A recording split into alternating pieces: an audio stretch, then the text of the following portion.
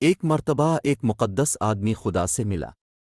وہ ہمیشہ جنت اور جہنم کے بارے میں جاننے کا متجسس رہتا تھا، اس لیے جب وہ خدا سے ملا تو اس نے پوچھا، کیا آپ مجھے بتا سکتے ہیں کہ جنت اور جہنم کیسی ہے؟ خدا مسکرایا اور اسے دوسری دنیا میں لے گیا۔ وہاں وہ دو دروازوں کے سامنے کھڑے تھے۔ خادی نے اس سے کہا کہ وہ جائے اور ہر دروازے کے اندر اپنے آپ کو تلاش کرے۔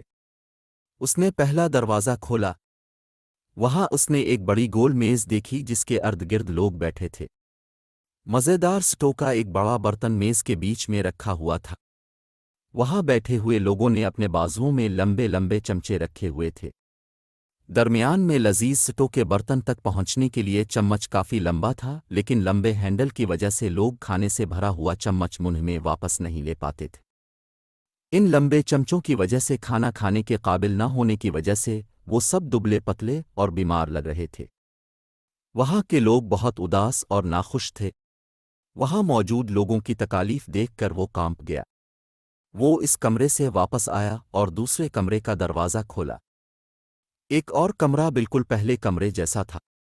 ایک بڑی گول میز جس کے ارد گرد لوگ بیٹھے ہوئے تھے، جن کے بازوؤں میں لمبے لمبے چمچ لگے ہوئے تھے، لیکن یہاں لوگ اچھی پرورش اور صحت مند تھے اور خوشی سے باتیں اور کھا رہے تھے۔ وہ یہ دیکھ کر خوش ہوا اور دروازے سے باہر نکل آیا۔ وہ خدا کے پاس گیا اور کہا، میں نہیں سمجھا۔ دونوں کمرے ایک جیسے ہیں، لیکن ایک کمرہ غم سے بھرا ہوا ہے اور دوسرا خوشیوں سے بھرا ہوا ہے۔ خدا نے وضاحت کی، اب دیکھتے ہیں کہ وہ لمبے چمچ کی توسیع دوسروں کو کھلانے کے لیے کافی ہے، لیکن اپنے آپ کو کھانا کھلانے کے لیے اتنی کم نہیں۔ پہلے جس کمرے میں اب گئے وہ جہنم تھا۔ وہاں لوگ لالچی ہیں اور صرف اپنے بارے میں سوچتے ہیں اور دوسروں کی مدد نہیں کرنا چاہتے، جس کی وجہ سے وہ اپنا پیٹ پال نہیں پاتے اور مصائب میں مبتلا ہے۔